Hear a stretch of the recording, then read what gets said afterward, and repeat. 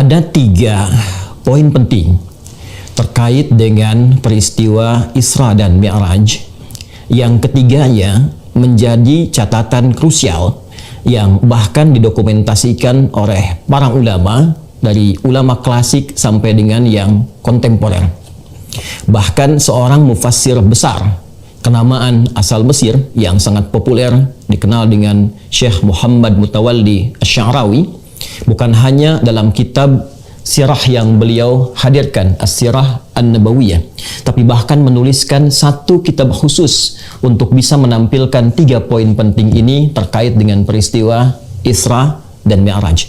Bukan hanya ulama tafsir, bahkan kita akan dapati para pakar hadis pun tidak ketinggalan, bukan hanya menghadirkan hadis-hadis sahih yang tercantum dalam Sahih Al-Bukhari, Sahih Muslim, bahkan Al-Imam At-Tabrani bukan hanya dalam kitab Al-Mu'jam Al-Kabirnya, tapi dalam kitab Ad-Du'a mendokumentasikan bagian-bagian penting dari perjalanan peristiwa Isra Mi'raj ini yang diharapkan menjadi panduan berkehidupan bagi seluruh kita umat Islam khususnya, atau bahkan inspirasi bagi manusia pada umumnya, bagaimana menghadapi situasi-situasi krusial dalam kehidupan, bagaimana cara mendekat kepada Allah Subhanahu wa Ta'ala, dan bagian terakhir berinteraksi secara utuh dan paripurna dalam berkehidupan sampai kembali kepada Allah Subhanahu wa Ta'ala.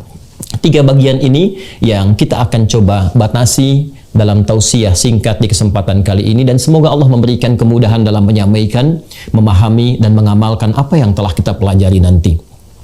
Para hadirin sekalian, dan mohon izin kepada para ulama, tidak bermaksud untuk menggurui, namun menghadirkan kembali apa yang guru-guru telah kita ajarkan kepada kita semua. Peristiwa Isra Mi'raj bagian pertama diawali pada tahun ke-10 dari kenabian Rasulullah sallallahu alaihi wasallam, bukan ke-10 Hijrah, tapi 10 kenabian dari Rasulullah sallallahu alaihi wasallam saat dilantik menjadi nabi dan rasul. Diawali di bulan Ramadan saat wafatnya Sayyidah Khadijah radhiyallahu taala anha. Pun demikian wafatnya paman Nabi tercinta Abu Talib. Wafat paman dan istri tercinta ini yang sejatinya sudah dipahami dan diketahui oleh kita semua bahwa keduanya adalah tameng terdekat Rasulullah SAW dalam berdakwah. Bagaimana ketika Nabi menghadapi berbagai tantangan yang ada di masyarakat Mekah pada umumnya di masa itu, Fatrah Makkiyah, maka pamannya Abu Talib adalah orang pertama yang maju membela Nabi, yang datang untuk memberikan penjelasan-penjelasan yang melindungi keadaan Rasulullah SAW, baik dakwahnya pun demikian keadaan fisik Nabi yang dimungkinkan tersakiti pada masa itu. Bila pun ada kesulitan di luar ketika menyampaikan risalah, maka pulang ke rumah.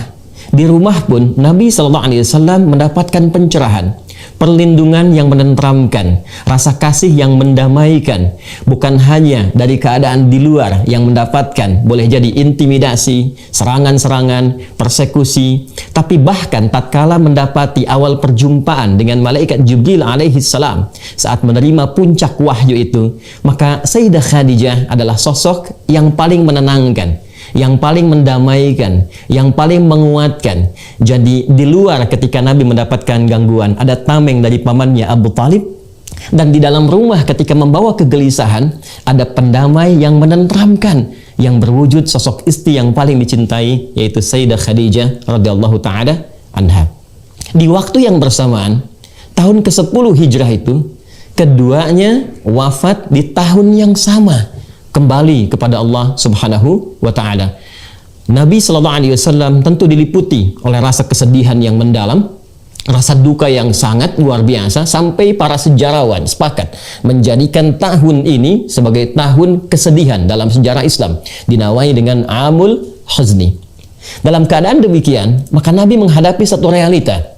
Di luar yang tadinya ada pembela, ada perisai, ketika hilang perisai itu, maka cacian, intimidasi, persekusi dirasakan langsung oleh Nabi SAW tanpa sekat dalam menyampaikan risalah dakwah itu.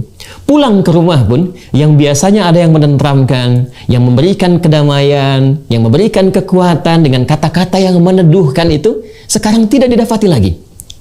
Maka Nabi melihat ada peluang harapan di suku terhormat di luar wilayah Mekah Al-Mukarramah, sekitar 100 km beliau mencoba untuk menempuh perjalanan ke satu wilayah yang dikenal dengan nama Taif, masuk wilayah Hijaz. Mekah, Al-Madinah 400 kilo jaraknya dari Mekah, kemudian Taif 100 km jaraknya dari kota Mekah Al-Mukarramah.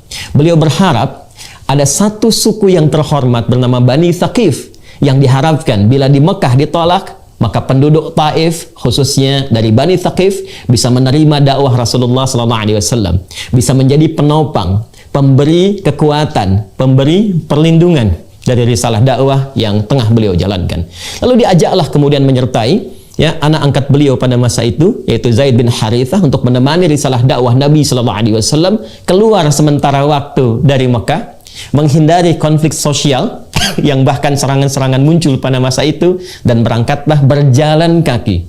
Kita garis bawahi, berjalan kaki 100 km ke wilayah Taif.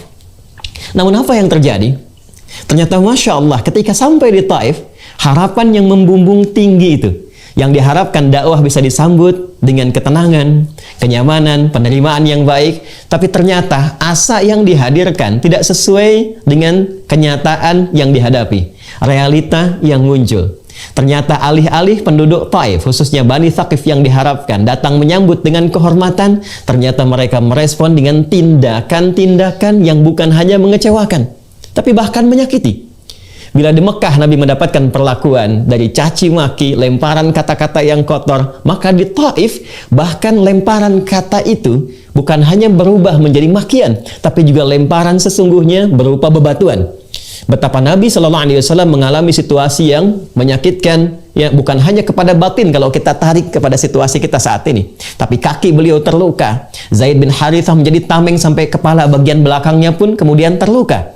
Dan keduanya memutuskan untuk mundur sejenak, beristirahat di satu kebun kurma milik dua anak dari seorang bernama Rabi'ah. Dan disinilah kisah dan hikmah bermula, pengantar pada peristiwa pertama yang mengantarkan pada Isra dan Mi'raj. Ketika beliau sedang istirahat itu, maka malaikat Jibril diperintahkan oleh Allah Subhanahu wa Ta'ala untuk menyampaikan pesan kepada malaikat penjaga bukit di Taif itu. Mintakan kepada Muhammad sallallahu alaihi wasallam, Sayyiduna Rasulullah, mintakan apapun yang diminta, taati. Di sini titik pembelajaran yang penting untuk kita semua, Bapak dan Ibu sekalian. Seperti telah kita ketahui, ketika sampai malaikat penjaga bukit itu dan menyampaikan, ya Rasulullah Muhammad sallallahu alaihi wasallam, apa yang engkau perintahkan, aku taati. Sekiranya engkau perintahkan aku saat ini untuk mengangkat bukit di Taif ini dan menimpakan kepada penduduk yang telah menyakitimu, maka seketika aku akan lakukan. Maka mari kita lihat bagaimana jawaban Rasulullah SAW di bagian pertama pembahasan tentang Isra Mi'raj ini, yang jawaban inilah kemudian didokumentasikan secara lengkap oleh Al-Imam At-Tabrani dalam kitabnya Ad-Du'a, pun dikuatkan dalam kitab Mu'jamnya. Dan ini bagian terpenting yang mengantarkan pada peristiwa Isra dan Mi'raj. Apa jawaban Nabi? Nabi mengatakan, la, jangan lakukan.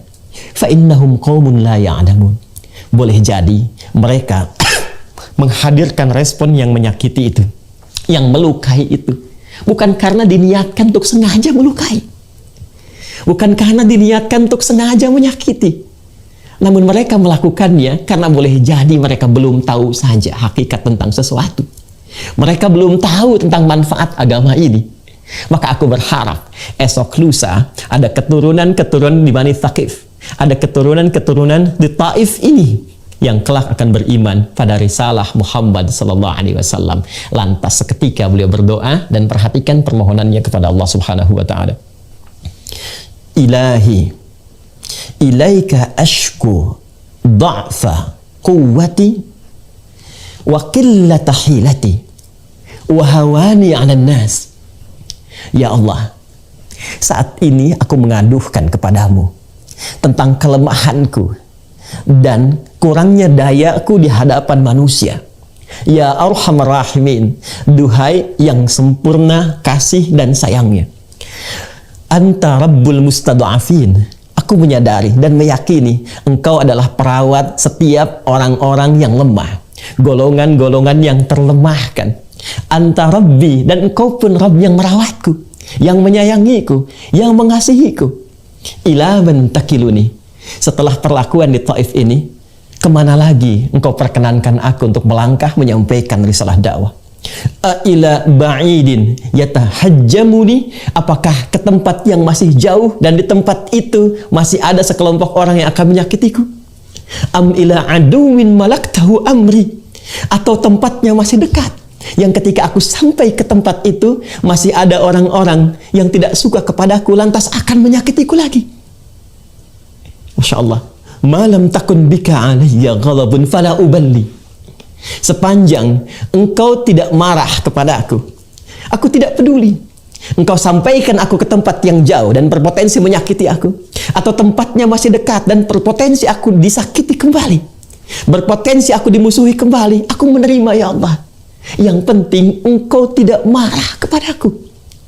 Walakinna rahmatan liya awsa, dan aku yakin sungguh kasihmu kepadaku lebih luas dibandingkan dengan perlakuan-perlakuan yang menyakitkan itu.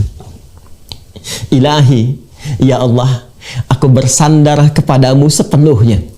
Aku bersandar kepadamu sepenuhnya. Malam tunzil ilayya ghadabak wala yahilla alayya sakhatuk, sepanjang engkau tidak turunkan kemarahanmu kepadaku atau tidak hadir murkamu kepadaku ya Allah, maka aku bertawakal kepadamu. Ilaikal utbah hatta tarda la haula wala quwwata illa bik. Ya Allah, aku bertawakal sepenuhnya kepadamu mengharapkan ridhamu, dan sungguh segala daya, upaya dan kekuatan semua aku kembalikan kepadamu. Hadirin sekalian, jawaban inilah yang kelak kemudian menggentarkan arasy dan menghadirkan undangan spesial dari Allah Subhanahu wa taala untuk menunaikan peristiwa Isra dan Mi'raj yang kini kita peringati. Apa bagian pertama hikmah yang bisa kita ambil dari fase yang telah diuraikan tadi? Para ulama kemudian memberikan jabaran-jabaran yang sangat penting dan pokok-pokok pedoman kita dalam berinteraksi berkehidupan.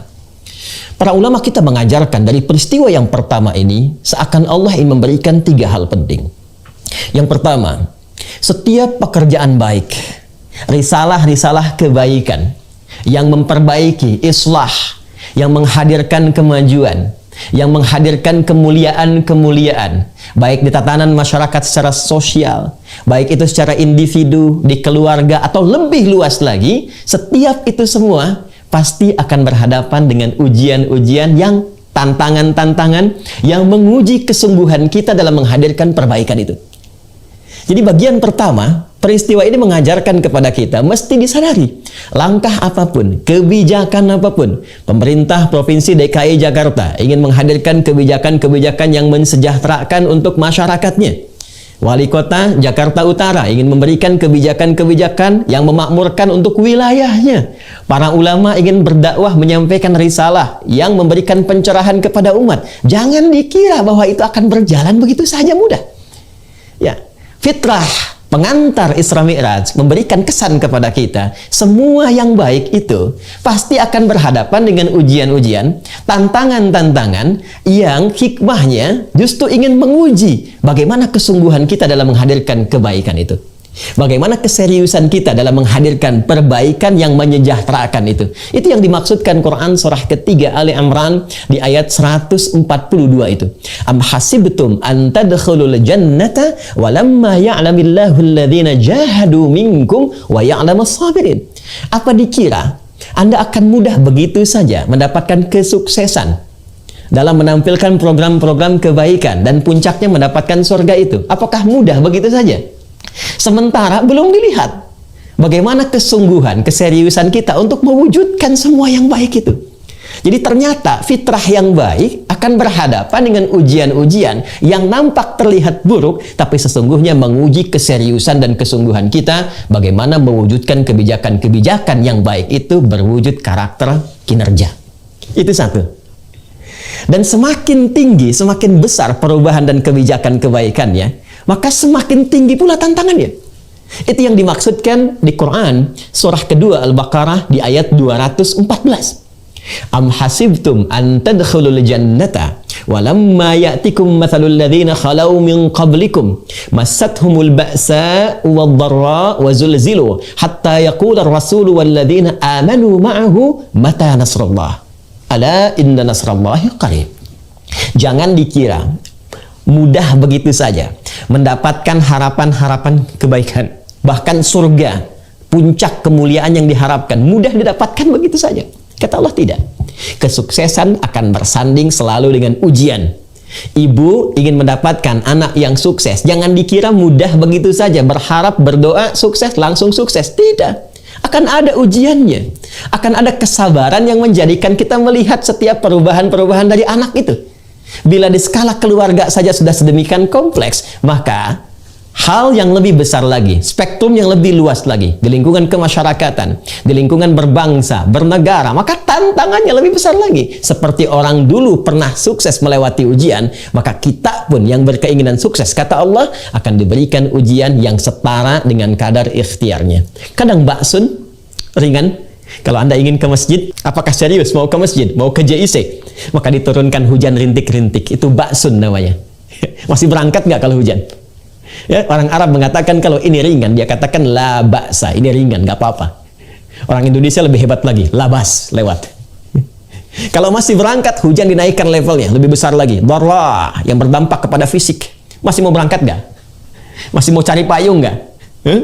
Kalau dengan yang deras sedikit masih belum berangkat, artinya level kita masih digerimis. Masih ujian-ujian kecil. Kalau membuat kebijakan, ya ini ingin bikin bangunan A, ingin bikin taman B, ya baru karena cacian sedikit saja, baru karena kritik saja sedikit tidak jadi dilakukan, itu masih gerimis levelnya. Itu pengantarnya. Ya. Maka yang paling menarik ketika Anda melangkah pada kebijakan yang besar, dakwah yang besar, risalah yang besar, wazulzilu. Terkadang Allah hadirkan ujian-ujian yang menggoncang kepada jiwa. Zilzal itu seperti gempa. Ya, pikiran kita gempa. Bagaimana merencanakan ini? Tantangannya lebih besar. Hati kita gempa. Kadang-kadang malam nggak bisa tidur. Ya, ada pekerjaan di suami di kantor jadi bermasalah. Pulang ke rumah istri jadi pikiran. Itu zilzal, gempa. Ya, wazulzilu. Ya, normal. Rasul pun mengalami itu. Hatta yaqula Rasul walladzina amanu ma'ahu mata nasrullah. Rasul mengalami itu. Nabi mengalami itu. Karena fitrah kesuksesan yang besar akan menghadirkan fitrah ujian yang menguji kesungguhan kita untuk mewujudkan segala kebesaran yang diharapkan itu. Itu bagian yang pertama. Bagian yang kedua masih dalam segmen pertama, Pra, Isra, dan Mi'raj. Pelajaran ini mengantarkan kesan kepada kita bahwa bagaimana sikap Rasulullah SAW melihat secara proporsional dan elegan segala respon yang beliau terima dalam menyampaikan risalah kebaikan itu. Tadi kita katakan, tidak semua orang-orang yang berhadapan dengan kebijakan kita, baik di pemerintahan misalnya, atau bahkan dalam dakwah ketika menyampaikan, boleh jadi nggak semuanya sependapat. Dan di antara yang tidak sependapat itu, mungkin boleh jadi akan mencibir, boleh jadi akan mencela, boleh jadi akan mengkritik. Indahnya narasi pengantar Isra Mi'raj mengajarkan kepada kita, sikapi semua respon itu secara proporsional. Seperti Nabi mengajarkan. Tidak semua yang mengkritik kemudian harus balas dengan cacian. Tidak semua yang memberikan masukan-masukan walaupun tidak menyenangkan, lantas kemudian kita respon dengan tindakan yang kontraproduktif. Tidak. Ya, perhatikan bagaimana Nabi merespon. La, fa innahum qaumun la ya'lamun. Itu yang hilang sekarang di kita. Di spirit Isra Mi'raj mengantarkan kita untuk berpikir dengan jernih, membangun ukhuwah bukan terpecah belah, mencintai bukan menyakiti, merangkul bukan memukul. Ini satu fenomena yang kita hadapi sekarang ini. Bagaimana masyarakat terpolarisasi secara luas. Ya, saling mencela satu dengan yang lainnya. Padahal ayatnya kita hafal. Ya ayyuhalladzina amanu, Quran surah 49 itu. Di ayat yang ke-11. Hei orang-orang yang masih merasa punya iman. La yaskhar qaumin qaum. Jangan saling mencela. Berapa banyak sekarang celaan kita dapati dalam kehidupan. Di media sosial. Ya, dalam kehidupan kita secara langsung. La yaghtab ba'dukum ba'dha. Jangan bikin hoax. Sekarang kita dapati, jangankan masyarakat biasa, para ulama dipertentangkan kiai A dengan B, ormas A dengan ormas B, pihak A dengan B. Itu realita yang sekarang kita hadapi. Dan spirit Isra Mi'raj yang kita peringati saat ini seharusnya menjadi solusi untuk itu. Itu yang dimaksudkan Quran surah ke-41 Fussilat di ayat yang ke-34 itu. Wala tastawil hasanatu wala sayyi'ah idfa' billati hiya ahsan. Ya, nggak sama yang baik dengan yang buruk itu. Kalau ada keburukan kita dapati dari respon itu, maka hadirkan respon yang elegan. Jangan dibalas buruk dengan yang buruk lagi. Kalau mampu, balas dengan yang baik, kata Allah. Kalau yang satu mencela, dibalas dengan celaan, maka apa bedanya dengan celaan yang pertama?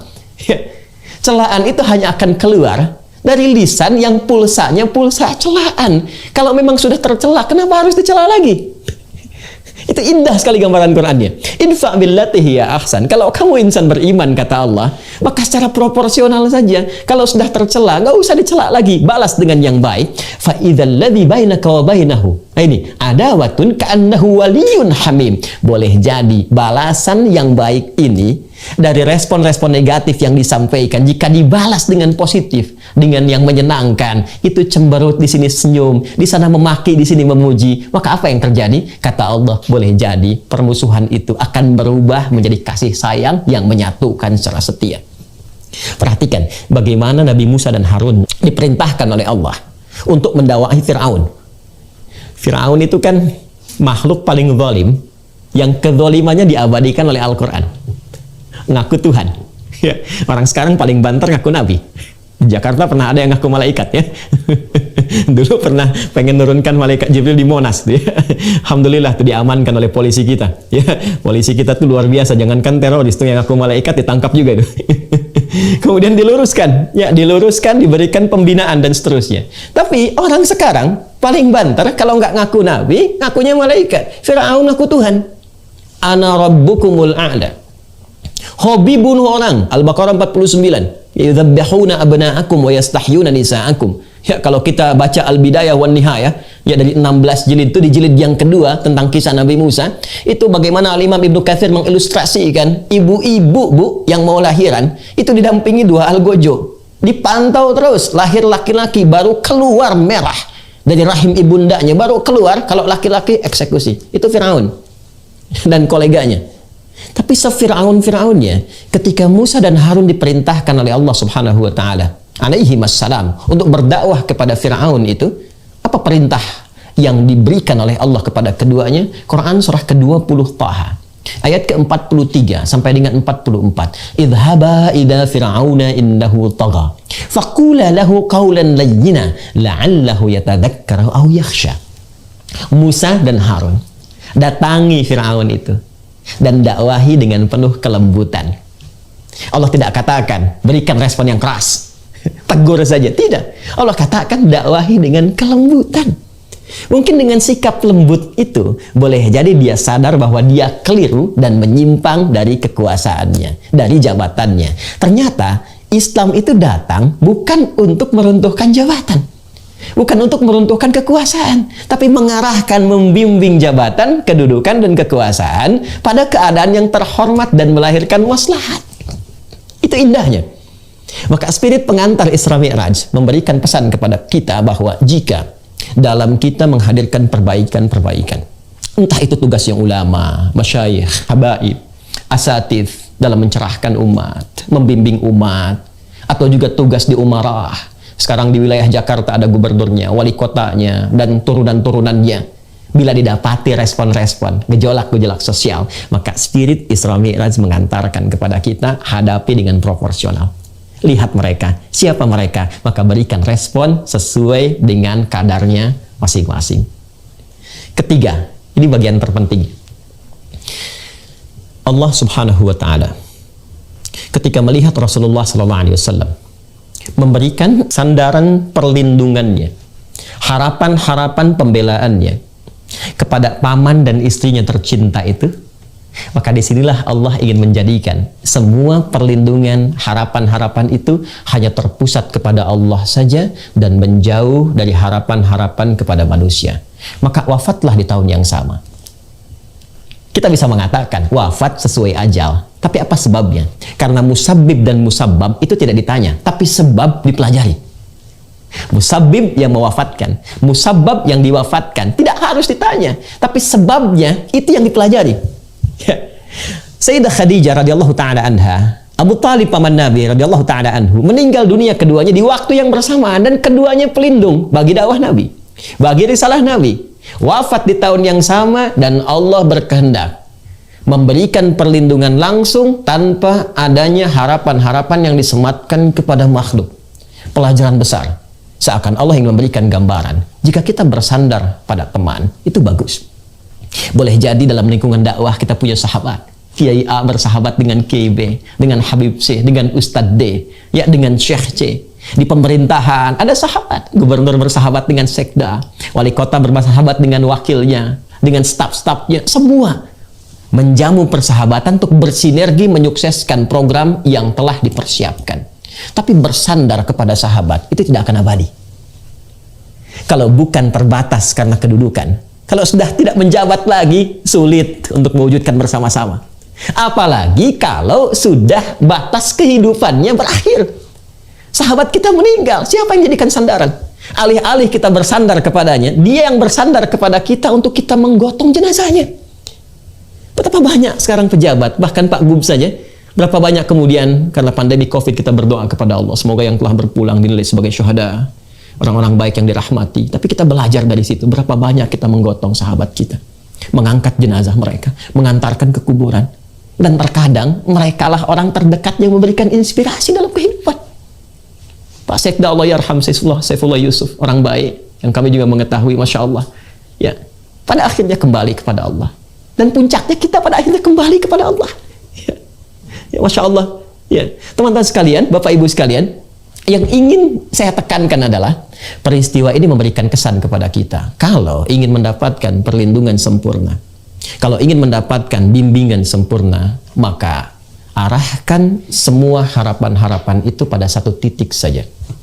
Arahkan semua permohonan perlindungan itu kepada Zat yang Maha Menguasai saja. Tidak salah kita berteman, tidak salah kita menggantungkan harapan, tapi puncak seluruh harapan, arahkan seluruhnya kepada Allah saja. Ketika kawan-kawan di lingkungan kita memiliki keterbatasan dan ketergantungan kita hanya kepada Allah, maka Allah akan memberikan perlindungan tanpa ada batas, bahkan dari segala hal yang dianggap mustahil oleh manusia.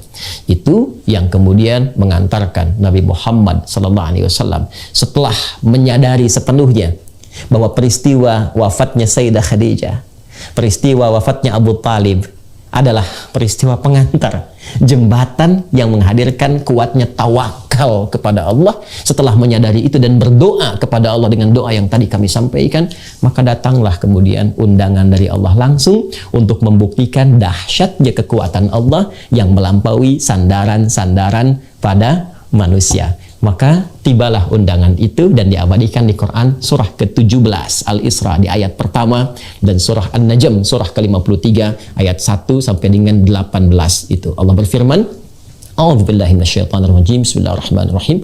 Subhanalladzi asra bi 'abdihi lailam minal masjidil haram ilal masjidil aqsa alladzi barakna haulahu linuriyahu min ayatina innahu huwas sami'ul basir. Baik, ini bagian pertama yang ingin saya tampilkan. Rasul pulang dari Taif dengan membawa ketenangan, bukan kekecewaan. Bayangkan, Anda datang ke satu tempat, dilempari, dimaki-maki, berdarah-darah, tapi pulang membawa ketenangan. Pernah nggak Bapak ada kebijakan datang ke masyarakat tempat tertentu, atau kita teman-teman berdakwah, atau ibu menghadapi suami ya di rumah, cerita tentang anak, tiba-tiba responnya ada maki-maki. Aku sedang capek nih. Wah, ada makian, ada celaan dan sebagainya. Kira-kira ketika pulang ke rumah yang dibawa apa? Ketika masuk kamar yang dibawa apa, Bu? Ini Nabi datang ke Taif, udah 100 kilo jalan, datang dilempari, berdarah-darah, tapi pulang dari situ justru membawa ketenangan. Itulah tawakal. Itulah rahasia tawakal. Pulang beliau, kembali, datang kemudian ke Mekah dan menginap di rumah Sayyidah Maimunah. Ya, Sayyidah Maimunah itu kalau lokasinya di samping gate Babus Salam. Jadi kalau kita masuk dari Zamzam itu, ya belok kanan Sofwa, terus ke kanan lagi masuk yang ada Istana Raja itu, ya nanti ada pos security. Ya, terus lewat, ada pintu 26, gate Ismail, lewat terus, ada 35 kipas angin tuh, saya pernah hitung di sebelah kanan itu, ya, lurus, sampai nanti ada gate Nabi, Babun Nabi. Di Babun Nabi itu, dekat yang ada jembatan di atasnya, ada tiang listrik. Nah, itu tiang listrik besar itu posisi rumahnya Abu Jahal dulunya. Ya, nanti mungkin satu waktu kalau ada kesempatan kita di sana, saya tunjukkan ya, spot-spotnya. Nah, itu di rumah Sayyidah Maimunah. Kemudian Ketika undangan itu tiba, maka beliau menunaikan salat 2 rakaat warisan dari sebelum-sebelumnya. Ya, tata caranya tidak sama dengan yang seperti kita tunaikan saat ini, tapi itu petunjuk yang sampai dari nabi-nabi sebelumnya, mengarah ke Nabi Ibrahim alaihissalam. Dan di situ beliau selalu bangun, ya, di kesempatan malamnya. Nanti di Sunan Abu Daud nomor hadis 1367, riwayat sahabat Ibnu Abbas radhiyallahu taala anhuma, bagaimana beliau menceritakan ketika nginap di rumah bibinya itu. Kebiasaan Nabi bangun malam, kemudian duduk sejenak, kemudian menghilangkan bekas kantuknya, membaca 11 ayat terakhir di surah Ali Imran, kemudian pergi ke tempat tertutup untuk berwudu syan dan mu'allaqah, lalu menunaikan salat malamnya. Di situ ketika muncul undangan Isra dan Mi'raj itu, beliau salat 2 rakaat di rumah Sayyidah Maimunah, bukan salat 5 waktu yang sekarang kita tunaikan. Ini pendahuluan. Maka berangkatlah, diisrakan dalam hadis riwayat Muslim juga di Al-Bukhari, ya, disiapkan burak, sejenis kendaraan, ya, satu hewan yang ditunggangi oleh beliau yang sekelabat mata menyampaikan langsung ke Masjid Al-Aqsa, lalu salat 2 rakaat dan lalu naik lantas ke langit sampai tiba ke Sidratul Muntaha seperti digambarkan di surah An-Najm itu. Saya persingkat dengan cepat. Yang paling menarik, pertama, ayat Isra Mi'raj ini, Quran surah ke-17 dengan namanya Al-Isra, itu dibuka dengan kalimat Subhan. Ya, para ulama kita insya Allah semua sudah mengetahui tentang makna kalimat Subhan ini. Di dalam bahasa Arab, apalagi diksi Al-Quran, jika disebutkan ada ayat dibuka dengan kata Subhan, Subhanallah, Subhanalladzi, dan turunan-turunannya, maka informasi yang digambarkan di ayat itu ingin disampaikan berisi peristiwa-peristiwa besar yang kadang tidak mampu ditangkap oleh akal. Ya, bukan tidak masuk akal, tapi akal nggak mampu nangkap. Ingat itu ya. Jadi semua yang melekat pada manusia itu sifatnya terbatas. Awas, hati-hati, hati-hati. Mata itu terbatas. Semakin jauh objeknya, semakin tak terlihat. Telinga itu terbatas. Semakin frekuensinya itu turun di bawah 20 Hz atau di atas 20.000, kita nggak bisa dengar.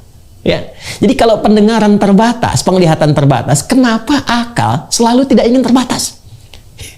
Jadi akal pun punya keterbatasan. Nggak semua bisa ditangkap oleh logika. Bukan tidak logis, tapi akal belum mampu menangkapnya. Karena itu, ketika ada ayat dibuka dengan kata Subhan dan turunan-turunannya, maka ingin menggambarkan bahwa peristiwa yang dimaksudkan adalah peristiwa yang besar, yang boleh jadi belum tak mampu ditangkap oleh akal, yang dengan itu jangan sampai menghadirkan penilaian-penilaian negatif yang bertentangan dengan sifat-sifat dan keagungan Allah Subhanahu wa Ta'ala. Ya. Ini yang menjadikan ketika ayatnya turun sekaligus membantah cemoohan-cemoohan yang diprovokasi oleh Abu Jahal pada masa itu. Ya, nggak mungkin bisa terjadi ini. Ya memang nggak masuk akal karena akalnya belum sampai. Masa dalam semalam bisa datang ke Isra, bisa datang ke Masjidil Aqsa, naik ke langit, sepertiga malam aja balik lagi.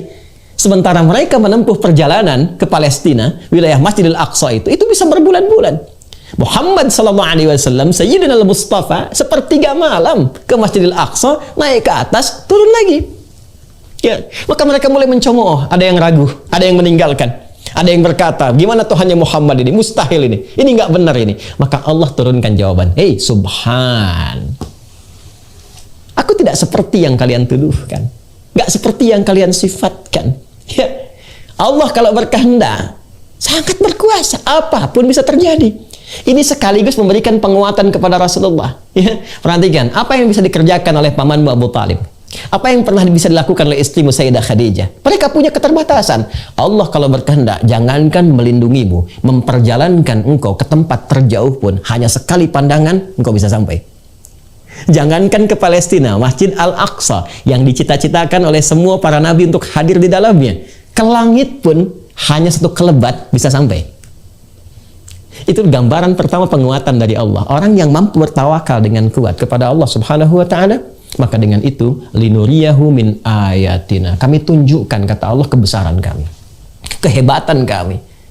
Ya, jadi pesan kedua yang ingin sampai kepada kita dari segmen yang kedua ini, jika kita mampu bertawakal kuat kepada Allah Subhanahu wa Ta'ala, menghadirkan rasa yang kuat untuk terpatri kepada kuasa Allah Subhanahu wa taala, menyadari bahwa Allah pelindung kita, pemberi rezeki kita, pemberi ketenangan, yang merawat kita, menyembuhkan, memaafkan, maka dengan segala kuasanya Allah akan tunjukkan, aku lebih berkuasa dibandingkan dengan segala kesulitan yang tengah engkau hadapi. Engkau minta pada siapa? Maka ini puncak janji, puncak pertolongan Allah Subhanahu wa taala, dan itu hanya dibuka, bisa datang dengan puncak ketawakalan. Jadi peristiwa Isra Mi'raj ketika berlangsung, pertama itu berisi tentang penguatan akidah. Perkaranya perkara iman, bukan perkara akal. Jadi kalau ditangkap pakai akal tidak akan sampai. Tapi kalau ditangkap pakai iman, hikmah akan datang membimbing kita untuk memahaminya. Sebab kalau Allah mau, apapun bisa terjadi. Ya. Secara antropologis kita nggak bisa tangkap. Ya, akal hanya membayangkan anak itu bisa lahir kalau ada hubungan seksual antara laki-laki dan perempuan, lahir anak. Kalau Allah berkehendak, tidak ada laki-laki, nggak pernah disentuh siapapun, bisa mengandung, melahirkan. Itu Maryam alaihissalam. Kalau Allah berkehendak, tidak ada ibunya, nggak ada bapaknya, bisa lahir. Itu Adam alaihissalam. Kalau Allah berkehendak, ada perempuan lahir dari bagian laki-laki. Itu Sayyidah Hawa alaihissalam. Jadi kalau Allah berkehendak, semua kemungkinan ada. Yang nggak ada bapak dan ibu, bisa ada Adam. Yang dari laki-laki bagiannya lahir perempuan, ada Hawa. Yang nggak ada laki-lakinya perempuan mengandung, ada Maryam. Yang normal seperti kita, wujudnya ada, berupa fitrah dalam berkehidupan. Itulah Isra Mi'raj, ingin mengajarkan kepada kita, Allah kalau mau berkehendak, apapun kun fayakun, jadi dan terjadi. Ini secara akidah ditanamkan pada diri kita. Akidah itu kan dari kata akada, sesuatu yang terikat kuat. Ikat kuat keyakinan ini dalam jiwa kita, bahwa pelindung kita itu Allah yang maha segalanya. Kalau sedang susah, kembali kepada Allah. Coba sekarang kalau sedang susah, ngadunya pada siapa?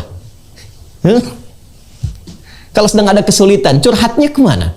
Alih-alih curhatnya ke Allah, curhatnya bahkan sekarang di media sosial. Jakarta Utara mendung dikit aja bikin status tuh ibu ya. JIC mendung, terus dengan dibikin status, apakah mendungnya akan hilang? Nggak nyangka ya, nyangka tuh. Apakah dengan membuat di media sosial status, solusi akan tiba? Tidak. Bahkan kadang-kadang bisa melebarkan persoalan. Tunggu komen dari si A, tunggu komen dari si B, tunggu komen dari si C. Ujung-ujungnya hanya ngerumpi saja. Masalahnya nggak tuntas. Maka itulah akidah. Maka Isra Mi'raj mengajarkan kepada kita, ikat dalam jiwa kita. Akadah, ikat dengan kuat, jangan sampai lepas. Makanya nikah itu disebut dengan akad, pembukaannya. Memberikan pesan dijaga dengan kuat, pertahankan. Ya, penjagaan kepada keyakinan kita disebut akidah. Kuatkan dalam jiwa kita, ikat bingkai yang 6 simpul itu, yang rukun iman itu. Puncak pertamanya adalah kepada Allah. Kalau tawakalnya kuat, selesai masalah. Karena kita punya Allah. Ini yang kurang sekarang, kita punya Allah. Ya, kalau kita sandarkan semua kepada Allah, minta ya Allah, tuntaskan pandemi, tuntaskan konflik sosial, tuntaskan kegelisahan, semua istighatsah. Kembali kepada Allah, minta. Lalu Allah berikan petunjuk lewat hikmah, ditunjukkan. Ini yang terjadi kepada Rasulullah SAW. Langit pertama ketika naik sampai ke Sidratul Muntaha. Dari mulai Nabi Adam alaihissalam, Nabi Isa alaihissalam, Nabi Yusuf alaihissalam, sampai terus ke atas. Puncak ketujuh Nabi Ibrahim alaihissalam. Ya, 6 Nabi Musa, 7 Nabi Ibrahim alaihissalam, sampai diperlihatkan bagaimana akhir kehidupan itu. Ini Muhammad SAW. Untuk apa marah dulu? Untuk apa menyakiti lagi? Perhatikan, lihat bagaimana akhir kehidupan orang-orang yang hidupnya di dunia itu selalu memilih jalan-jalan keburukan. Ini yang suka mengumpat, suka mencela, bikin sok, bergibah. Tuh lihat bagaimana keadaannya saat di neraka itu, sibuk motongin lidahnya. Ini yang berzina, ini yang suka membunuh, ini yang begini. Ditampakkan kepada Rasulullah SAW. Ini akhir kebaikannya, ini akhir kemuliaannya, ini surga untuk insan beriman, ini amalannya, dan seterusnya. Selain memberikan kekuatan, perjalanan spiritual sesuai dengan wujud kita, sesuai dengan judul yang kita cantumkan di tema kita kali ini. Perjalanan spiritual itu menampilkan ma'rifat dan hakikat dari kehidupan. Ditampilkan pada Rasulullah untuk memberikan kekuatan. Ada masalah, kembali kepada Allah. Selesaikan secara proporsional. Akhir kehidupan orang bermasalah seperti ini. Tapi kamu punya tugas, jangan sampai mereka terus salah. Arahkan kepada yang soleh. Kalau soleh, akhirnya akan begini. Maka berikan bimbingan ini pada umatmu. naik terus sampai ke atas. Sekarang timbul pertanyaannya. Kalau jalan mendapatkan rahmat Allah, perlindungannya, akhir yang baik dari soleh dengan surga itu jalannya tawakal, maka bagaimana cara bertawakal itu? Seperti apa jalannya? Maka itulah yang menjadikan Rasulullah SAW sampai ke tingkat yang tertingginya. Inda sidratil muntaha, indaha jannatul ma'wa. Idh yaghsha sidrata ma yaghsha, ma zaghal basar wa ma tagha, laqad ra'a min ayati rabbihil kubra. Masya Allah. Surah An-Najm. Naik ke atas, berjumpa langsung dengan Allah Subhanahu wa Ta'ala, dan disampaikan at-tahiyyatu lillah. Atau riwayat lain at-tahiyyatu salawatu tayyibatu lillah. Ya? At-tahiyyatu lillah wassalawatu wattayyibah. Dijawab oleh Allah, assalamu alayka ayyuhan nabi wa rahmatullah wa barakatuh. Apa jawab Nabi? Nabi tidak ingin sendiri mendapatkan anugerah Allah, karena sifat beliau dilukiskan di surah At-Taubah itu di penghujungnya. Laqad ja'akum rasulun min anfusikum azizun 'alaihi ma 'anittum harisun 'alaikum bil mu'minina raufur rahim. Telah tiba di kalangan kalian seorang rasul dari kalangan kalian, begitu merasakan keadaan kalian, susah, merasakan susah bersama kalian, duka ikut berduka, senang ikut senang, ya, peduli kepada kalian. Kalau perlu beban kalian pun ditampung oleh beliau. Bil mu'minina raufur rahim. Apalagi pada insan beriman, perhatiannya begitu dahsyat. Ketika Allah mengatakan assalamu alayka ayyuhan nabi, Nabi tidak ingin sendiri, Nabi memohon kepada Allah, assalamu alayna wa ala ibadillahi salihin. Masya Allah. Seluruh penghormatan hanya untuk Allah, pujian-pujian, kemuliaan-pujian, kebaikan-kebaikan. Allah menjawab, assalamu alayka ayyuhan nabi. Semua keselamatan, ketentraman, kedamaian, kebaikan aku berikan untukmu wahai Nabi. Perhatikan, Isra'nya pakai kalimat abdun subhanalladzi asra bi'abdihi. Ketika disambut di atas dijawab dengan kalimat Nabi, assalamu alayka ayyuhan nabi. Ada perbedaan. Nah, nanti kita lihat, ya, nanti kita lihat. Assalamu alayka ayyuhan nabi. Semua nabi punya fitrah salam. Buka Quran surah ke-19 Maryam misalnya. Dari ayat 31 sampai 33. Itu untuk Nabi Isa alaihissalam. Ayat 15-nya untuk Nabi Yahya alaihissalam. Wassalamun alaihi yawma wulida wa yawma yamutu wa yawma yub'atsu hayya. Disampaikan dalam bentuk berita di bumi. Nabi Muhammad langsung di langit. Perhatikan betapa sempurna dan istimewanya Nabi Muhammad SAW. Nabi yang lain ucapan salamnya saat bertugas di bumi. Assalamu alayya yawma wulidtu, kata Nabi Isa alaihissalam. Wassalamun alaihi yawma wulida wa yawma yamutu wa yawma yub'atsu hayya, kepada Nabi Yahya dari Allah Subhanahu wa Ta'ala. Nabi Muhammad langsung di langit, diundang ke langit, assalamu alayka ayyuhan nabi. Masya Allah. Dan pakai alif lam, alif lamnya istighraq. Dan langsung ma'rifah juga. Ma'rifah spesial untuk Nabi, istighraq, semua jenis salam melekat pada Rasulullah SAW. Nabi Musa dulu, waktu menghadap kepada Fir'aun untuk berdakwah itu dengan kelembutan, berdoa dulu kepada Allah. Rabbi shrahli sadri, wa yassirli amri, wahlul uqdatan min lisani yafqahu qawli. Berdoa Rabbi shrahli, baru dikabulkan. Wa yassirli amri, baru dikabulkan. Nabi Muhammad gak minta turun ayat. Alam nashrah laka sadrak. Nabi Musa, Rabbi shrahli sadri, dikabulkan. Nabi Muhammad gak minta, alam nashrah laka sadrak. Nabi Musa minta, wa yassirli amri, dikabulkan. Nabi Muhammad gak minta, wa nuyassiruka lil yusra. Itulah Sayyidul Anbiya wal Mursalin, Sayyidina Muhammad SAW. Tapi jiwa yang tinggi, yang bijak, rasa yang dalam kepada umatnya, cinta yang tidak terbatas itu, mengatakan respon yang sangat luar biasa. Kata beliau apa? Assalamu alayna, ya Allah, jangan hanya untukku, buat hamba-hambamu juga yang ada di sini, kalangan malaikat, ya, para nabi yang telah terlewati itu. Wa ala ibadillahi salihin, dan berikan pula ya Allah kepada hamba-hambamu yang saleh. Kita umatnya. Ya, ibadillahi salihin, kita umatnya yang mau ikut tuntunan beliau, yang mau ikut pedoman berkehidupan dari beliau. Disertakan itu, dimohonkan kepada Allah. Hasilnya apa? Hasil dari itu semua Allah berikan jalan untuk mendapatkan perlindungannya, mendapatkan karunia-Nya, limpahan rahmatnya, seperti yang pernah diberikan kepada Rasulullah dan dijanjikan kepadanya. Walaupun kualitasnya mungkin tidak sama. Itu yang menjadikan ayat Isra hadir dengan diksi abdun. Subhanalladzi asra bi'abdihi. Secara hakikat itu untuk Rasulullah. Ya, ada yang berpendapat mufassir mengatakan abdun di sini adalah jasad dengan rohnya. Ya, dinaikkan. Tapi ada tafsir yang mengatakan secara metafor itu sifat penghambaannya. Artinya apa? Jika ada semua makhluk-makhluk ini hamba-hamba Allah bersifat menghamba sepenuhnya kepada Allah.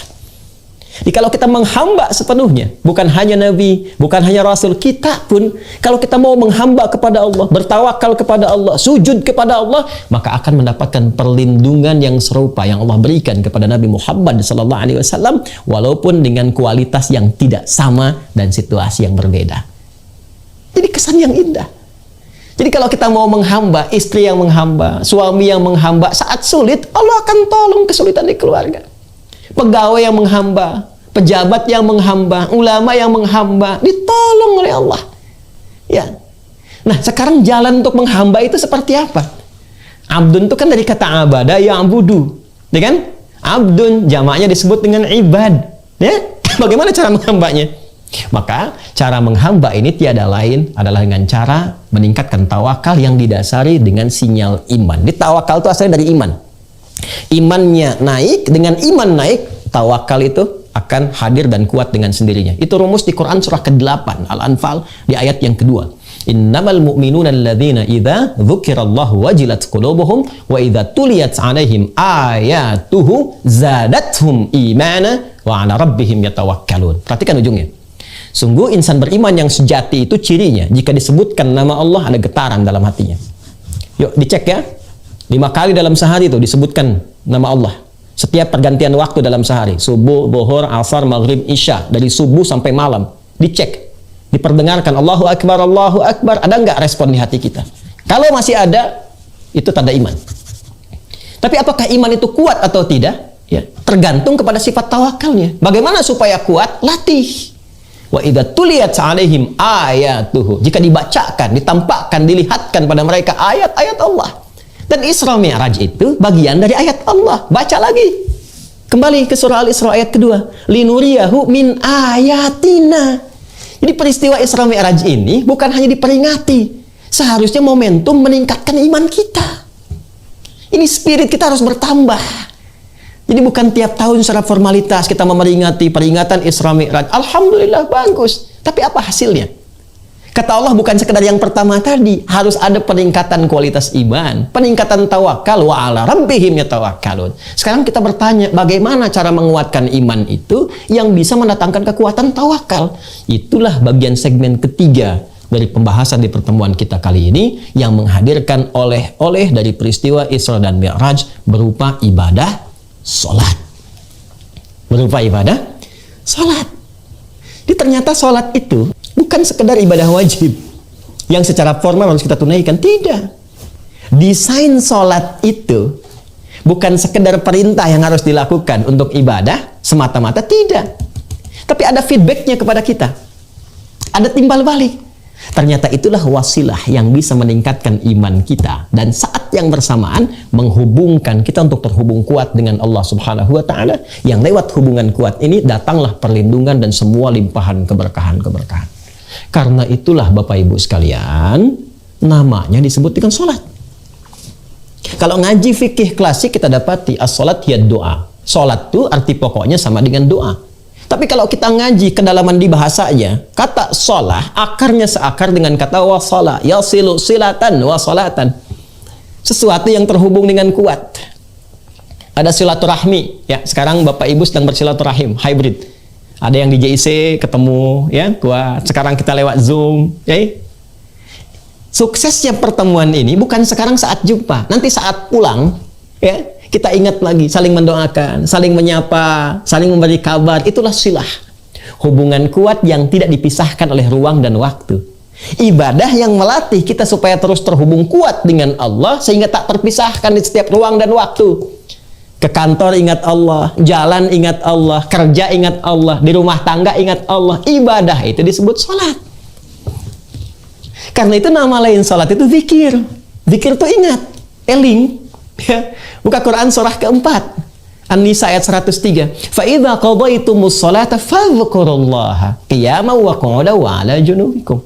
Kalau kamu selesai menunaikan sholat, maka keberhasilan itu bisa dilihat. Kalau setelah sholat, ingat sama Allah, terhubung. Tuh. Quran surah ke-20 Thaha ayat ke-14, wa aqimis sholata li dzikri. Tunaikan salat sebagai zikir kepadaku. Jadi kalau orang salatnya benar, apa yang terjadi? Ada ketersambungan, konektivitas dia dengan Allah Subhanahu wa taala. Kalau ingat kepada Allah, pasti akan terlindungi. Perlindungan pertama dari maksiat. Gak ada orang ingat Allah itu bisa korupsi. Saat korupsi dia ingat Allah, gak mungkin korupsi. La yasrikul mu'min indama yasrik fahuwa mu'min. Kata Nabi, gak mungkin orang beriman itu mencuri, ketika mencuri masih ada iman dalam dirinya, karena ingat Allah. Gak mungkin keluar dari JIC setelah menunaikan ibadah sholat Jumat atau sholat fardu, tiba-tiba keluar tertukar sandal, mustahil. Sebab saat akan dipakai ingat Allah. Wah, yang saya yang mana ya? Saya kayaknya yang ini ya, padahal dia masuk gak pakai sandal itu. Ini gak mungkin terjadi. Gak mungkin salah ketik ketika bertugas, karena tahu diawasi oleh Allah.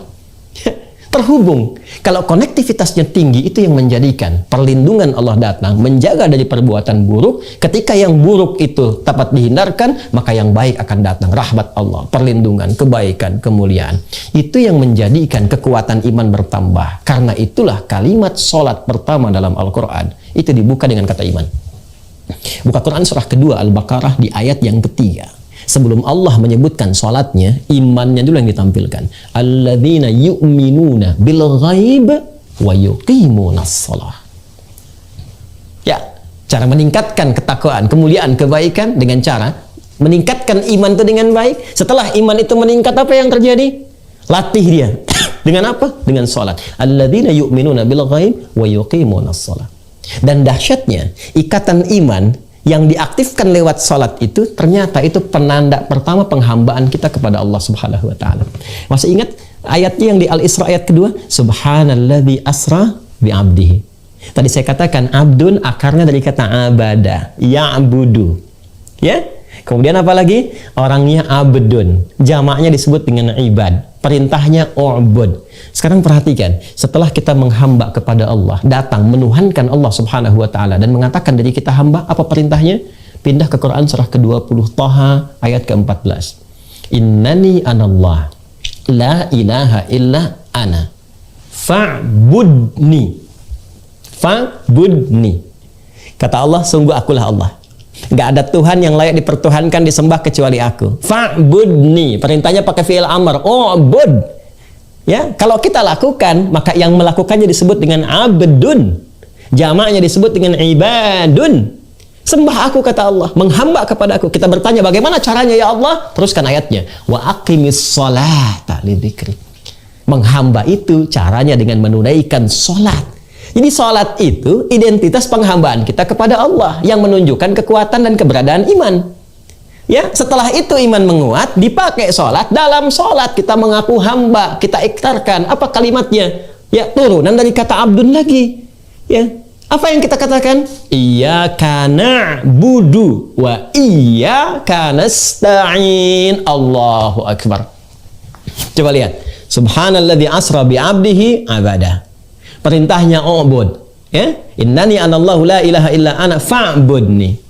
Kemudian kita menghamba dengan menunaikan sholat. Wa aqimis sholata lidzikri. Saat sholat kita katakan, kami hamba ya Allah. Sekarang kami menghamba seperti engkau perintahkan. Engkau minta kami menuhankanmu, kami menuhankanmu ya Allah. Kau minta kami menyembahmu, kami menyembahmu ya Allah. Engkau minta sholat, kami sholat ya Allah. Iyyaka na'budu. Masya Allah. Ketika ada kalimat iyyaka na'budu, apa jawab Allah? Perhatikan, bukankah Nabi ketika naik ke atas peristiwa Mi'raj itu diberikan perlindungan oleh Allah? Jaminan perlindungan, jaminan kekuatan, jaminan kebaikan, jaminan pertolongan dari semua persoalan-persoalan yang dihadapi. Pertolongan ma'unah. Minta tolong, ista'ana yasta'inu. Kita minta tolong, nasta'in. Baik ya? Penghamba, persamaannya diberikan pertolongan. Sekarang kita meminta kepada Allah, ya Allah, Engkau katakan syarat menghamba itu, ya, kami mesti tulus, dan dengan menghamba itu hasilnya kami mendapatkan perlindungan darimu, pertolonganmu. Sekarang kami minta, langsung diajarkan oleh Allah kalimatnya, iyyaka na'budu wa iyyaka nasta'in. Iyyaka na'budu wa iyyaka nasta'in. Oke, tadi saya katakan seperti Nabi mendapatkan pertolongan dari Allah, kita pun kalau menghamba akan ditolong.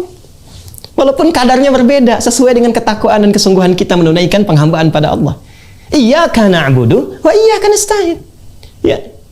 Karena itulah perintah sholat dibuka dalam Al-Quran itu disandingkan dengan permintaan tolong. Buka Quran surah kedua Al-Baqarah di ayat ke-45. Wasta'inu bis-sabri was-salah. Kalau engkau punya persoalan dalam kehidupan, kata Allah, terima dulu. Karena masalah itu datang bukan ingin membuat engkau bermasalah, tapi tadi spirit pertama Isra Mi'raj untuk menguji kesungguhan engkau. Apakah benar engkau ingin meningkatkan kualitas hidup? Apakah benar engkau ingin menampilkan kebaikan-kebaikan? Terima lu dengan sabar. Karena bukan hanya engkau yang punya masalah, orang dulu pun punya persoalan. Setelah engkau terima, datanglah kepada Allah, minta lewat sholat. Wasta'inu bis-sabri was-salah. Kalau masih belum yakin, dikhitab iman kita. Dipertanyakan keimanan kita, ya, karena tadi ada hubungan antara iman dengan sholat. Ditunaikan sholat, iman kuat, tawakal naik. Rumus Quran surah 8 ayat 2, tawakal naik, pertolongan tiba. Karena itu kalau orang masih ragu dengan pernyataan ini, Allah turunkan ayat 153 Quran surah kedua Al-Baqarah ayat 153. Imannya dulu disebutkan, ya ayyuhalladzina amanu, hei semua yang beriman. Masih punya iman nggak? Bahkan pakai ayyuha tuh 150 kali disebutkan dalam Al-Quran. Ayyunya kan munada, fungsi taukid. Para ulama kita sudah jauh lebih dulu mengetahuinya. Haknya itu tanbih. Pakai ya disebutkan 361 kali dalam Al-Quran. Itu panggilan untuk nidaul qarib, mutawassit, dan ba'id. Memanggil yang dekat, yang menengah, yang jauh. Alladzina disebutkan 1080 kali dalam Al-Quran. Itu isim mausul, bentuknya jamak tanpa batas. Seakan Allah ingin mengatakan, hei semua yang merasa punya iman. Mau imannya lemah, sedang, ataupun kuat karena dekat dengan Allah. Aku tegaskan ya, aku ingatkan. Sepanjang kamu punya iman, kuatkan imanmu. Kalau punya masalah, kuatkan sinyal imannya. Nanti dari iman itu minta lewat apa? Sholat. Ya ayyuhalladzina amanu sta'inu bis-sabri was-salah. Kalau kamu punya masalah, minta sama Allah, kata Allah. Di sholat itu bukan sekedar ibadah formalitas yang kita tunaikan, ya, untuk menyembah Allah, tapi feedbacknya, manfaatnya untuk kita lagi. Jadi saking sayangnya Allah, kita diharapkan nggak punya masalah. Saking sayangnya Allah kepada kita. Setiap ada persoalan, selesai. Nih, subuh ke siang nih. Siapa yang nggak punya masalah? Subuh ke siang ini. Dari subuh ke siang ada masalah, idealnya, konsepnya, datang kepada Allah, zuhur, menghamba, minta diberikan solusi. Selesai. Idealnya dari zuhur ke asar ada masalah, selesai di asar. Dari asar ke maghrib, selesai di maghrib. Maghrib ke isya, selesai di isya. Jadi tidur itu tinggal istirahat. Makanya kalau sholatnya benar, hidup cenderung bahagia. Masalah tuntas, hidupnya tenang, hidup nyaman, senang. Tenang dan senang dalam bahasa Arab itu disebut dengan falah namanya. Bahasa Inggrisnya success and happiness. Ya, tenang dan senang itu falah. Sekarang perhatikan panggilan sholat saat dipanggil sholat itu. Kalau Anda bertanya, kenapa mesti sholat? Hayya 'alas sholah. DJ isi azan berkumandang, live diperdengarkan. Jangankan Indonesia, dunia mendengar. Ya.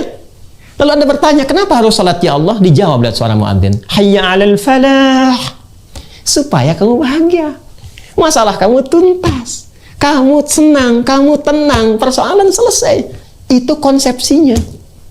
Karena itu di hadis qudsi dari sahabat Abu Hurairah radhiyallahu taala anhu, ketika sampai kita sholat pada kalimat iyyaka na'budu wa iyyaka nasta'in. Perhatikan hadis kuncinya. Ya, saya bacakan dari kalimat pertamanya. Ya, qala Rasulullah sallallahu alaihi wasallam, qala Allah azza wa jalla. Hadisnya qudsi. Qasamtu shalah baini wa baina 'abdi 'ala nisfain. Aku bagi salat, kata Allah, antara aku dengan hambaku pada dua bagian. Wa li 'abdi ma sa'al. Dan kalau hambaku benar menunaikan salat itu, maka apapun yang ia minta, aku akan berikan. Itu standarnya. Apapun yang dimintakan, Allah kabulkan. Sepanjang itu jadi kebutuhan. Karena Allah hanya mengabulkan apa yang dibutuhkan, bukan mengabulkan apa yang diinginkan. Perhatikan hadisnya. Idza qala al-'abdu alhamdulillahi rabbil alamin. Saat seorang hamba, kalimatnya abdun loh, abdu. Lihat derivasinya, ya. Perubahan katanya di ilmu sharaf. Abada, ya'budu, u'bud, abdun, ibad, na'bud. Idza qala al-'abdu alhamdulillahi rabbil alamin, jika seorang hamba telah sampai pada kalimat alhamdulillahi rabbil alamin, alhamdulillahi rabbil alamin, qala Allah azza wa jalla hamadani 'abdi. Itu Bu, Pak, kata-kata kita dalam sholat dijawab oleh Allah. hambaku sedang memujiku. Wa idza qala al-'abdu ar-rahmanir rahim, jika hamba berkata ar-rahmanir rahim, qala Allah azza wa jalla athna 'alayya 'abdi. Ketika hamba berkata ar-rahmanir rahim, dijawab oleh Allah, hambaku sedang menyanjungku. Wa idza qala al-'abdu maliki yaumiddin, ketika hamba berkata maliki yaumiddin, qala Allah azza wa jalla, Allah menjawab majjadani 'abdi, hambaku sedang mengagungkanku.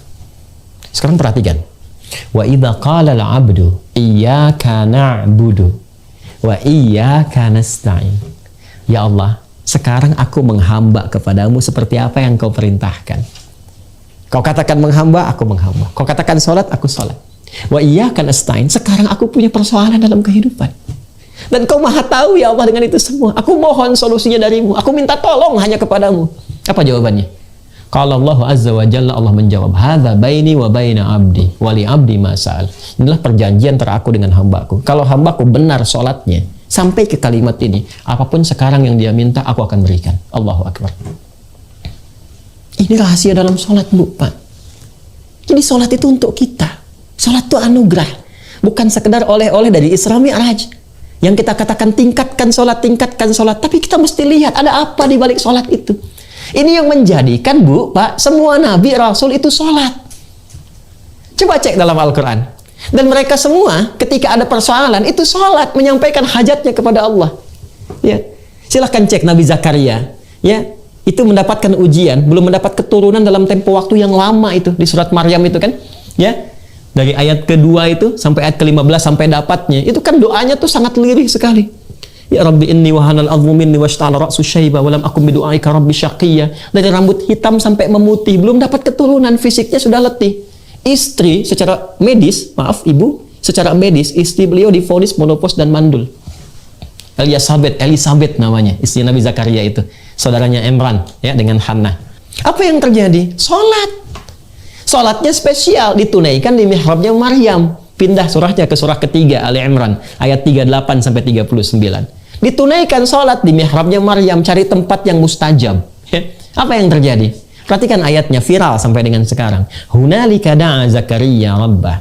Di mihrab itu Nabi Zakaria kemudian sholat, memohon kepada Allah, berdoa. Qala rabbi habli min ladunka dzurriyyatan thayyibah innaka sami'ud du'a. Ya Allah, mereka mengatakan memvonis istriku tak mungkin punya keturunan. Kata mereka, nggak mungkin aku punya anak. Istriku divonis secara medis, monopause dan mandul, gak mungkin punya keturunan. Maka aku hanya meminta kepadamu, sang pemberi tanpa punya batas. Sifat Allah yang memberi tanpa batas disebut dengan Wahhab. Qala rabbi habli, ya Allah yang engkau memberi tanpa batasan. Mereka mengatakan aku punya keterbatasan, engkau tak punya batas. Mohon anugerahkan keturunan darimu saja. Hanya engkau yang mampu mendengar doaku. Kalau pada yang maha mengabulkan doa, pada yang maha mendengar tidak mengabulkan, lantas kepada siapa lagi aku mesti memohon? Apa yang terjadi? Perhatikan ayat 39-nya. Itu baru minta, Pak, Bu. Belum selesai sholatnya. Baru berdoa dalam sholat. Sholatnya belum selesai, masih berdiri. Sholat belum selesai. Bahasa Arabnya berdiri itu qa'imun. Masih sholat, yusolli. Tiba-tiba turun malaikat langsung. Pakai fa lagi. Para ulama kita, Masya Allah, para masyayikh, ya, lebih mengetahui daripada kami. Fa itu kan di ilmu nahwu, harfu atfin rabitin baina syai'aini bila hudud. Huruf yang menyambungkan konjungsi dua peristiwa tanpa jeda. Peristiwa pertama berdoa, peristiwa kedua dikabulkan doa. Antara berdoa dengan dikabulkan nggak ada jedanya, Pak. Orang Betawi bilang nggak pakai lama gitu.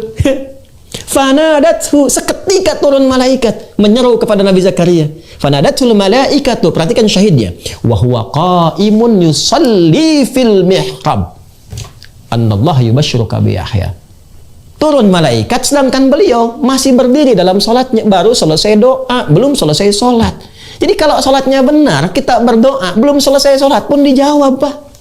Bu, itu yang menjadikan semua nabi sholat.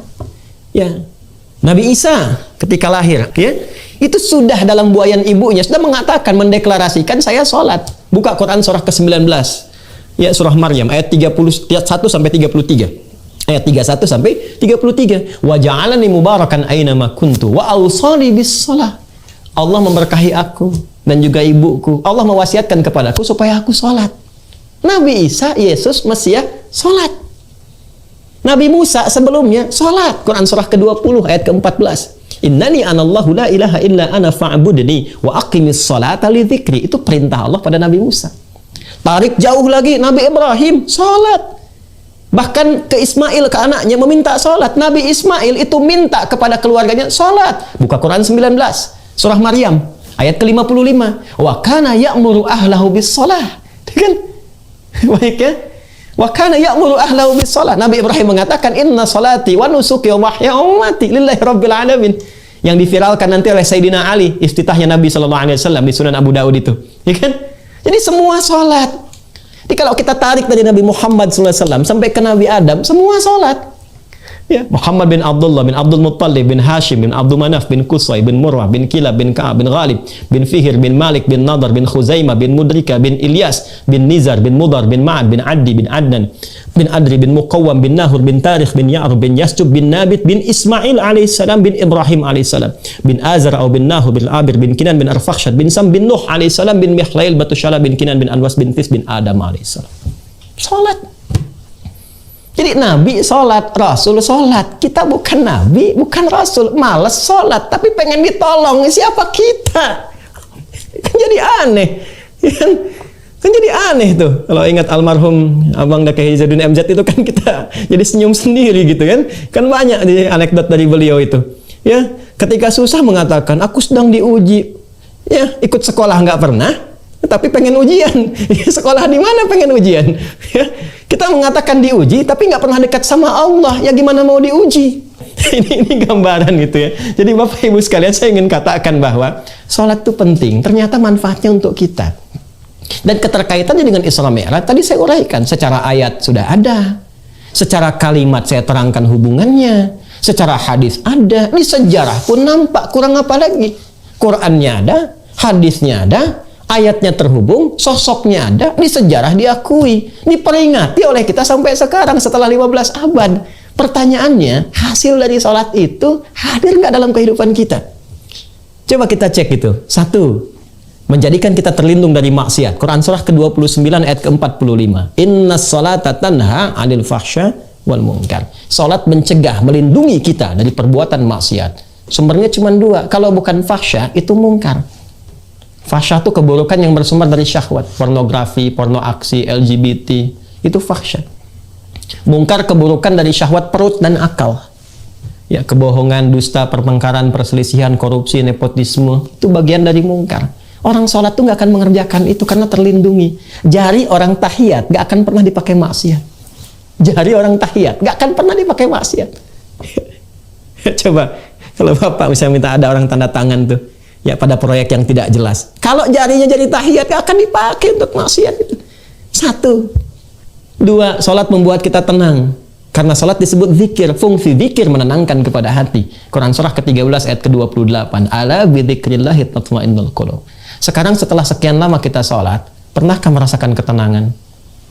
Tuh. Pernahkah terlindung dari maksiat, dari ujung kepala sampai ujung kaki? Tiga, fungsi sholat mempercepat pengabulan doa. Quran surah ketiga tadi, ayat 38 sampai 39. Coba cek, setiap punya masalah, pernah nggak kita menghamba kepada Allah? Datang malam tahajud, hamparkan sajadah, minta solusi. Itu jalan. Ya, sholat mendatangkan kebahagiaan, kesuksesan. Quran surah ke-23 ayat 1 dan 2. Qad aflahal mu'minun. Kalau kamu beriman, pasti sukses kata Allah. Pasti bahagia. Apa ikhtiar pertamanya? Alladzina hum fi salatihim khasyi'un. Kalau khusyuk salatnya.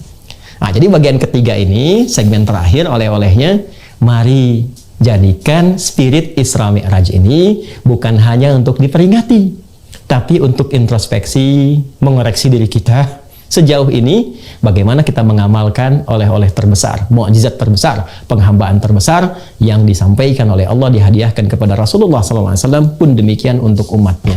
Kalau selama ini kita sholat, boleh jadi belum mendapatkan anugerah yang tadi disebutkan, koreksi sholatnya. Mungkin kata Allah, satu, sholat yang ditunaikan belum khusyuk.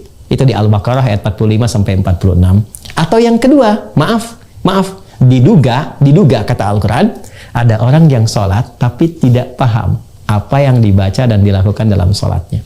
Itu isyarat di Quran surah 29 ayat ke-45. Utslu ma uhya ilaika minal kitab. Sebelum sholat, tilawah dulu. Tilawah itu baca, pahami, amalkan. Baca dulu bacaan sholat. Pahami dulu. Kenapa takbir begini? Apa maknanya? Banyak kitabnya. Ada Asrarus Shalah, ya, ada Nadharat fi Ma'anis Shalah. Kenapa takbir begini? Kenapa kalimatnya Allahu Akbar? Apa maknanya? Jangan-jangan setiap sholat Allahu Akbar, tapi dalam kehidupan merasa akbar. Akbar dengan jabatan, akbar dengan harta, sehingga angkuh kepada teman sendiri, sombong dengan orang lain, merasa yang paling hebat, merasa yang paling berilmu, yang lain rendah semua. Ada orang salah, dieksplorasi kesalahannya, sementara kebaikannya mungkin masih banyak. Katanya Allahu Akbar, tapi kenapa merasa akbar dalam kehidupan? Katanya Allahumma ba'id, minta diampuni dosa, tapi masih berdosa. Katanya wajjahtu inna solati wa nusuki wa mahyaya, dan turunan-turunan lainnya, tapi mana kepasrahannya kepada Allah? Mana tawakalnya? Nah, ini yang patut kita kaji lagi. Kita mesti belajar pada ulama kita lagi. Alhamdulillah, Masya Allah, sekarang di EJIC berkumpul. Dari MUI ada, dari Ormas ada, dari Nahdlatul Ulama, dari Muhammadiyah, dari DMI, dari JIC-nya, Masya Allah. Kayak Sumki mudah-mudahan berkah dalam mengelola, ya. Kayak Dr. Didi juga berkah semuanya. Dan saya bermohon, berharap para ulama kita tanpa bermaksud untuk mengajari, mohon izin, sudah saatnya kita meneruskan perjuangan dari orang tua kita, para ulama-ulama terdahulu, untuk merangkul, mendamaikan, mencerahkan, menyinergikan, dan membangun, bersinergi dengan semua lapisan masyarakat di kehidupan berbangsa bertanah air. Saya itu, Pak Ibu, selalu menghadirkan di bendera nih, di setiap kesempatan tausiah saya. Karena ini bukan hanya simbol, bukan hanya lambang, tidak. Tapi di sini, Pak, ada spirit perjuangan. Ya, ini ada gambaran darah para syuhada kita, pejuang, para ulama, yang gak berhilang kita bisa munculkan sekarang. Kita bisa sensus berapa banyak ulama kita berjuang. Ini kain kafan mereka. Ya, maka setiap kita melihat ini, kita mesti mengerti ada perjuangan besar dengan keringat, darah, air mata. Masa iya kita korbankan dengan polarisasi, terpecah belah, saling memaki, sementara kita menginginkan Indonesia maju, Indonesia makmur, Indonesia hebat, Indonesia baldatun thayyibatun warabun ghafur. Karena itu, sekali lagi, mari kita jadikan spirit Isra Mi'raj untuk menyikapi segala hal dengan proporsional. 1. Mendekatkan diri kepada Allah dengan bertakarub dan tawakal. 2. Membangun ketaatan kita dengan meningkatkan kekuatan akidah. 3. Dekati para ulama, hidupkan lagi majelis ilmu, majelis ilmu. Alhamdulillah, mohon disupport Pak Gubernur, Pak Sekda, ya, Pak Wali Kota, mohon dengan sangat, karena ini nih pakunya ini, ya. Kalau majelis-majelisnya berkurang nanti, ini kekuatan berbangsa kita juga akan melemah. Ya, karena pasal 29 ayat 2 itu negara menjamin kemerdekaan tiap-tiap penduduk untuk memeluk agamanya masing-masing dan beribadah menurut agama dan kepercayaannya itu hak dasar yang bukan sekedar hak bagi bangsa Indonesia, tapi bisa menguatkan ketahanan, mentalitas yang bila saatnya tiba itu yang bisa menggerakkan masyarakat kita untuk berjuang membela negara. Jadi mohon hidupkan lagi majelis ilmu, masjid-masjid diisi kembali, kita menyesuaikan dengan keadaan, dan mudah-mudahan Allah merahmati kita semua. Dan yang terakhir, jaga solat, apapun jabatan kita pasti wafat. Kita kembali kepada Allah, harus takut satu saat berpulang, dan hisab pertama adalah tentang amalan solatnya. Idza salahat salaha sairu amali, wa idza fasadat fasada sairu amali. Kalau baik solatnya, baik semua amalan lainnya. Kalau buruk solatnya, itu pertanda ada bahaya besar yang menanti saat kembali kepada Allah Subhanahu wa taala.